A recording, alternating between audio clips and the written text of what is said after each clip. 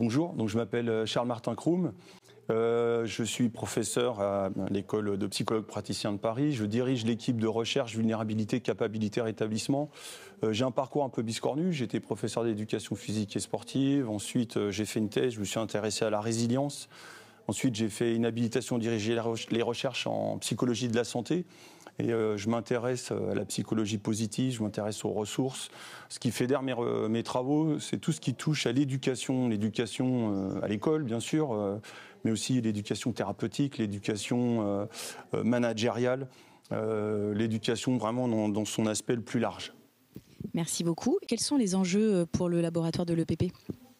Alors, on peut considérer que... En psychologie, quand on fait de la recherche, on s'intéresse à voir, par exemple, les relations entre certaines variables. Par exemple, est-ce que quand on est en situation de bien-être, effectivement, ça a des effets sur la santé ? Est-ce que, par exemple, il y a des facteurs de vulnérabilité ? Est-ce que, par exemple, est-ce qu'une variable comme la sensibilité, ce serait un facteur de vulnérabilité ? Donc, on s'intéresse à la relation, dans un premier temps, entre les différentes variables. Donc ça, c'est toujours, de mon point de vue, une première phase. Il y a une deuxième phase.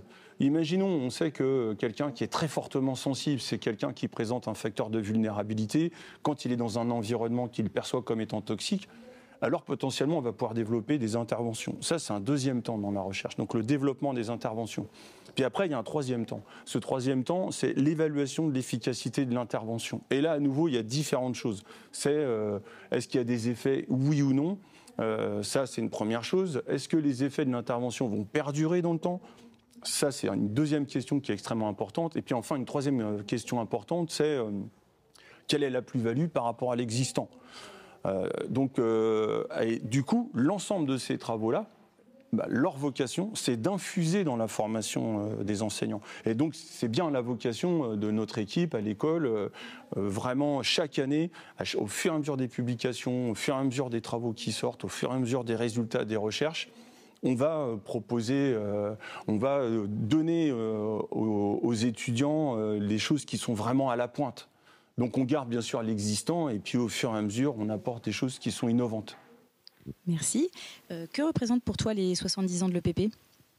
Alors pour moi, j'ai été recruté en 2018, donc je ne peux pas dire que j'ai une connaissance super approfondie de l'école, mais pour moi, ça me permet de voir combien cette école elle est prestigieuse, ça me permet de voir aussi le niveau d'employabilité des anciens, ça me permet de voir aussi, là, parce que j'ai vu que j'avais des étudiants que j'ai en cours cette année, combien ils sont partie prenante et combien finalement l'EPP présente cette force que de garder un réseau, de permettre aux étudiants de s'inscrire dans un réseau. Et moi finalement c'est peut-être bien le message que je ressortirais, ce qui me parle le plus, c'est que les étudiants, il y a du lien et ils restent en contact les uns avec les autres. Merci beaucoup. Et pour terminer, alors qu'est-ce que tu souhaites pour l'avenir de l'EPP ? Alors pour l'avenir de l'EPP, c'est à la fois quelque chose de bien et de pas bien. Je pense que malheureusement, il y aura une forte employabilité à l'avenir, je pense.